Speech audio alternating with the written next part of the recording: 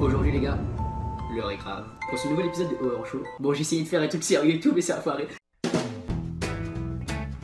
Bonjour, je suis seul là les gars. Comme d'habitude, aujourd'hui pour ce nouvel épisode de Horror Show, on va regarder des threads horreur horrifiques que je vais vous raconter, vous faire peur. Comme ça vous ne dormirez pas le soir. Ok.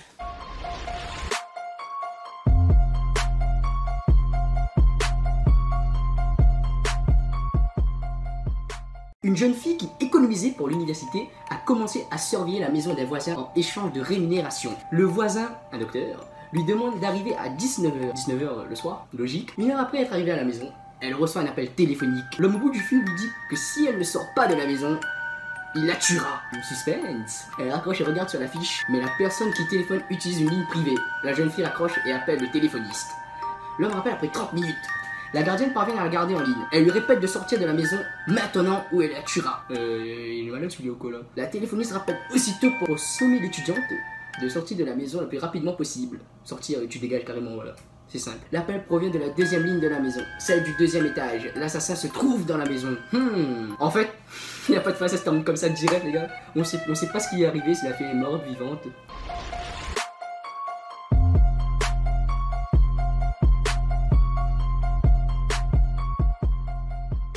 Le soir d'Halloween, un vieil homme du nom de Nia Jaysay a été retrouvé mort dans la cuisine de sa maison. Logique? Non, pas logique en fait, c'est étrange tout ça. Il vivait seul avec sa femme. L'homme n'était pas de nature facile et il maudissait les enfants. Étrange ça. Le 31 octobre, comme par hasard Halloween, hein. C'est vraiment pas nice. Le vieil homme avait minutieusement inséré des lames de rasoir dans les pommes qu'il prévoyait de distribuer aux enfants le soir venu. Sa femme, qui s'opposait fermement aux actes criminels de son mari, décida d'arrêter le massacre prévu par le vieil homme. Elle lui prépare sa tarte préférée et l'invita à dévorer une bonne pointe. Juste avant que les enfants ne parviennent à frapper la porte, Mania d'un porc prenait d'énormes bouchées. Le gars il arrive. Mais où as-tu pris les pommes pour faire ta tarte? Je les avais tous pris ce matin. Sans ingénieur qu'il obtient la réponse, elle se trancha la gorge à l'intérieur. Enfin...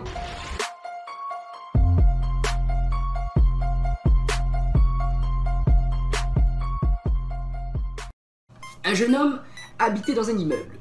Une nuit, quelqu'un frappa à sa porte, se lève et va l'ouvrir. Une femme se tient là et lui demande si elle peut passer la nuit chez elle.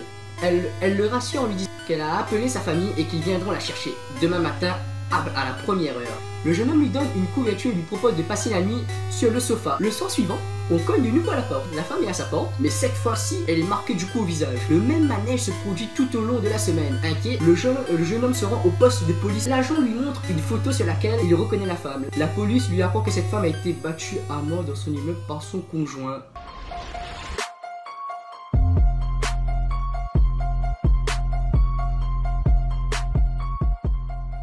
Bon, par contre, on va essayer d'allumer un peu les lights. Hein.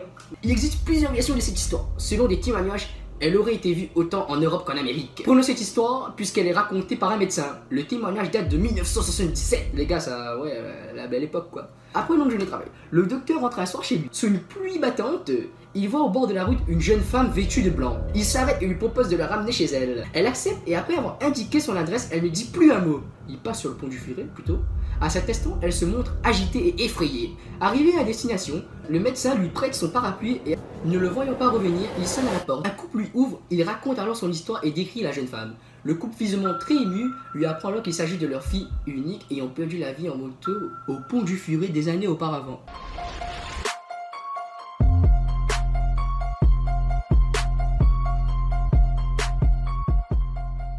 Une femme âgée vivant seule décide de faire un casse-tête dans son salon.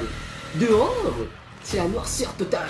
Au fur et à mesure qu'elle assemble les pièces, une impression étrange la saisit. Elle reconnut peu à peu dans son puzzle le décor de son salon, puis sa télévision, puis elle-même vue de face. De plus en plus fébrile, elle continue. La toute dernière pièce du coin de la fenêtre montre le visage terrifiant d'un homme la regardant.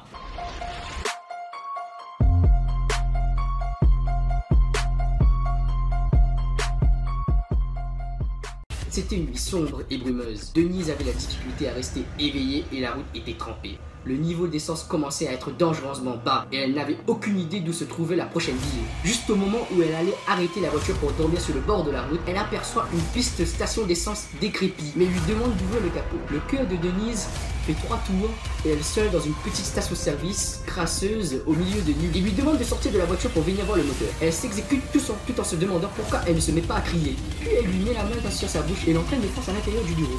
Une fois à l'intérieur, il lui dit: il y a un homme sur le siège arrière de votre voiture. Nous devions appeler la police. What? La femme apeurée part au courant vers sa voiture et file à toute vitesse. Au bout de quelques minutes, Denise regarde dans son rétroviseur et voit un homme avec un chandail et un capuchon et une hache dans la main. Mais sur la banquette arrière d'un mouvement de bras, il a sectionne carrément, ça fait hache. Le cadavre de Denise est retrouvé quelques jours plus tard. Avez-vous regardé sur la banquette arrière de votre voiture? J'ai pas de permis, hein. Je m'en bats les couilles. On va dire, hein. Les gars, maximum pouce bleu, n'hésitez pas à vous abonner à la chaîne Roger Millennium. Il y aura peut-être une nouvelle vidéo, je sais pas quand, peut-être sur Fortnite, on verra, ou peut-être la vidéo Fortnite sortira avant cette vidéo. Ça reste à voir, hein. Un maximum pouce bleu, je le répète souvent. Ciao tout le monde, see ya les gars.